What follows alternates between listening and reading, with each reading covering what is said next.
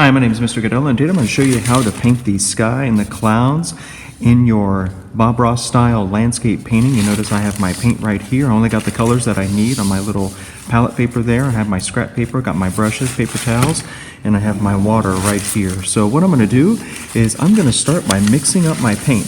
Now you want to make sure that you're looking at photo reference, or image reference, when you're mixing up your paint. You're not just saying, oh, all skies are blue or all skies are orange or pink or whatever, that you want to actually look at the different colors that are in the sky. Now notice that I'm mixing up this color here. I'm going to make sure that this is accurate for my photo reference. And here's a very big tip. You want to make sure that you mix enough paint, not just so it makes the right color, but that's so you can actually transfer it to your painting.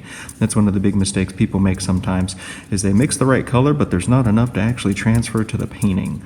So I got my color right there. Now I'm going to go ahead and get my painting.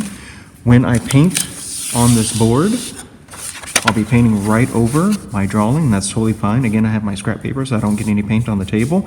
So you're going to be painting over this light sketch that you see. I have this landscape.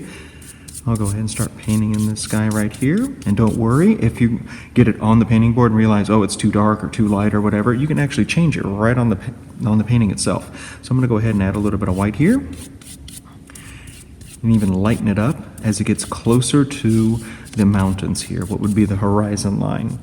Now you'll notice I'm just using white. I'm actually changing the color right on the painting board itself. And that's the beautiful result of using this type of technique, is that you don't have to try to mix perfect colors the first time. You can change them while they're on the painting board. You try to get close, but you don't have to get exactly perfect colors. So you see I painted right over my mountains, and that's totally fine. And I'll also show you this as well. You'll notice in my original sketch that I had some clouds up here. So actually I can create those clouds by just taking the paintbrush and just taking the corner of my paintbrush. Notice I only use one paintbrush. I haven't cleaned it out yet because I'm only using white to add to a color. If I was going to be changing colors, I would definitely go ahead and clean out my paintbrush. Now I can just start adding some light clouds. You can make all different kinds of clouds, and of course, again, use photo reference, all different kinds of clouds. You can make wispy type clouds here, which are usually called cirrus clouds. So you got some clouds like that. Well, let's say you're going to add another color to this. So I got my other color here. I'm going to mix it up on my palette, just like this. Got a beautiful violet color here. And again, make sure you mix enough paint so that it'll transfer to the painting itself. You want to get not just the right color, but enough paint so it'll transfer. There we go. Sometimes these paper palettes, they soak in a little bit of this acrylic paint. There you go. Now I have this color here. I'm just going to blend this into the bottom part of this sky here. Notice I'm just working back and forth, just like this. I'll go grab a little bit more paint here. I'll just bring it right up here, just like this.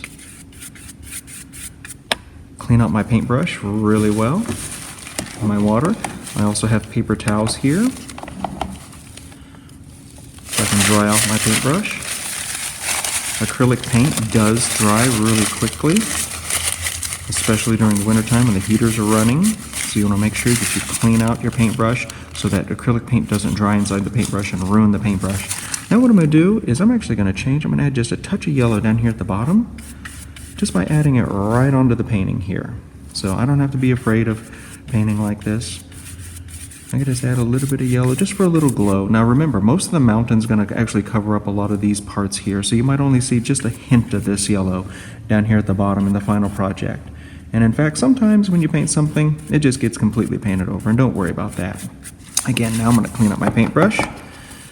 And maybe I want to make my clouds a little bit more pronounced. Maybe I want to make those stick out a little bit more. So I'm going to go grab a little bit more paint. Notice I've only used one paintbrush. You could use lots of different kinds of paintbrushes, even palette knives. So I'm going to just add some clouds in here, just like this. Notice I'm going in a circular fashion, so like little circles. I'm just like going in little circles, as Bob Ross often taught in his Joy of Painting series. I'm just going in little circles here. There we go. Now, wipe off the paintbrush. I'm just going to kind of blend the bottom in to the sky color. Not the top of the cloud, just the bottom of the cloud. Just going to blend it in there. So I got some more clouds just hanging out in my sky there.